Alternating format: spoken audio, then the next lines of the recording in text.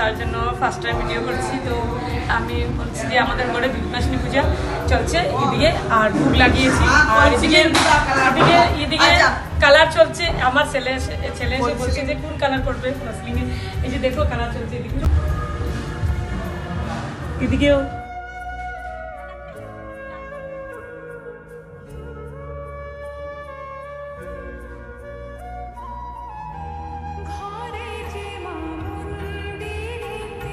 এই যে এখন